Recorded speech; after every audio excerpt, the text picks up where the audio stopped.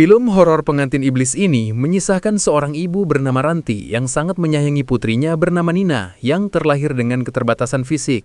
Nah, kehidupan Ranti ini dipenuhi dengan perjuangan untuk merawat Nina sembari bekerja di pasar berjualan ayam. Ditambah lagi tekanan psikologis dari ibu mertua dan juga adik iparnya. Nah, sedangkan sang suami bernama Bowo adalah seorang pelaut yang sering tidak berada di rumah. Tadi Bayu minjam setengahnya. Siti kan mau lahiran. Aku tuh kenapa ya? Selalu aja salah di mata ibu kamu, Mas. Siti juga. Padahal aku udah berusaha banyak buat keluarga kamu. Jualan juga.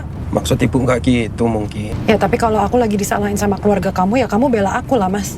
Singkatnya, suatu hari Nina mengalami kecelakaan fatal yang mengancam nyawanya dan membutuhkan penanganan medis dengan biaya yang cukup tinggi. Ranti pun meminta bantuan keluarga karena suaminya yang sedang melaut tidak bisa dihubungi.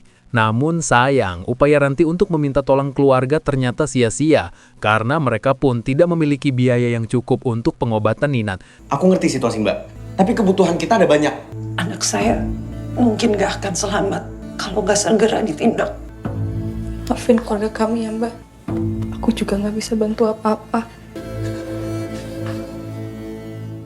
Nah, di tengah kegusaran dan keputusasaan yang mendalam inilah, Ranti tiba-tiba didatangi seseorang dan menawarkan hal yang tak masuk akal namun menjanjikan, yaitu sebuah entitas gaib yang menawarkan kesembuhan untuk Nina, asalkan Ranti bersedia menjadi pengantin iblis. Saya paham perasaanmu. Kamu harus percaya, pasti akan ada jalan keluar. Kalau ada jalan yang lain, mau coba? Ranti yang sangat mencintai putrinya tanpa berpikir panjang akhirnya menerima tawaran tersebut dan ia pun melakukan ritual mistis dengan iblis demi menyelamatkan nyawa sang putri. Dan tentu saja, Ranti pun mau tidak mau harus bercocok tanam dengan si iblis.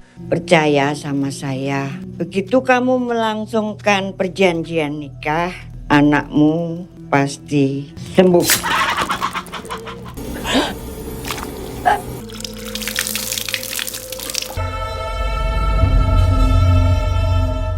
Singkat waktu setelah ritual itu dilakukan, keajaiban pun terjadi, yang dimana kondisi Nina tiba-tiba pulih total. Bahkan Nina pun bisa berjalan layaknya anak normal pada umumnya. Namun, Ranti lupa bahwa perjanjian dengan iblis ini tidaklah gratis. Tentu saja ada harga yang harus dibayar dengan mahal. Eyang kaget aja, Nina udah sembuh. Mana ada sih Mas, tiba-tiba dapat mukjizat kayak gitu. Ini pasti Mbak Ranti main dukun. Nah, bersyukur aja lah, rumah nggak jadi dijual. Di hari-hari berikutnya, Ranti pun mulai menunjukkan gelagat aneh karena semakin kesini perilakunya berubah drastis. Kini Ranti menjadi lebih tertutup dan menyeramkan. Bahkan ia seolah-olah seperti terikat dan dikendalikan oleh kekuatan jahat. Kalau Mbak Ranti itu aneh. Kamu keterlaluan. Perempuan gak tahu diri kamu, Siti. Perubahan Ranti tak hanya berdampak pada dirinya saja, tapi juga berpengaruh pada seluruh anggota keluarganya. Ya, teror mistis pun mulai menghantui seisi rumah. Bahkan teror ini pun semakin intens serta sampai mengancam jiwa seluruh anggota keluarga. Aduh. Siti!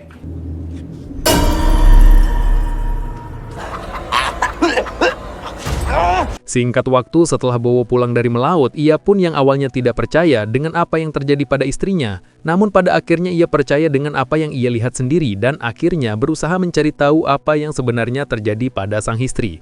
Namun, Ranti yang sudah kerasukan iblis justru melakukan perlawanan dan melindungi iblis yang kini telah menjadi suaminya itu. Eyang, mungkinnya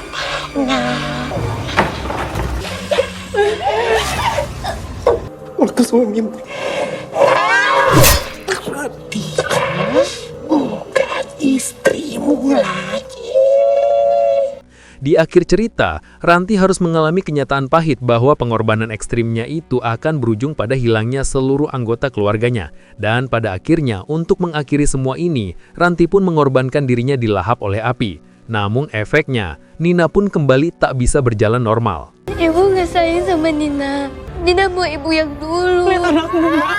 Nina lebih baik sakit lagi dan gak punya kaki. Nina mohon ibu kembali.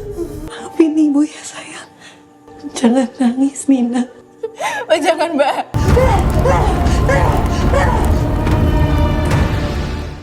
Nah, bagaimana pendapat kalian tentang film Pengantin Iblis ini? Tulis di kolom komentar yang udah pernah nonton ya. Film ini menggambarkan bagaimana cintanya seorang ibu yang tak terhingga bisa menjadi awal dari malapetaka, serta konsekuensi mengerikan dari sebuah perjanjian dengan kekuatan kegelapan. Maka pesan saya, jangan pernah bersekutu dengan setan karena itu dosa besar yang tidak dapat diampuni. Terima kasih sudah menonton sampai selesai. Kalau suka dengan konten sinopsis film seperti ini, jangan lupa subscribe, like, komen, dan tekan bel notifikasinya ya. Saya Hilman pamit undur diri. Assalamualaikum warahmatullahi wabarakatuh. Mbak kok gelap-gelapan sih? Kalau Mbak Ranti, ngaget-ngagetin aja. Ini udah ditungguin loh buat potong tumpeng.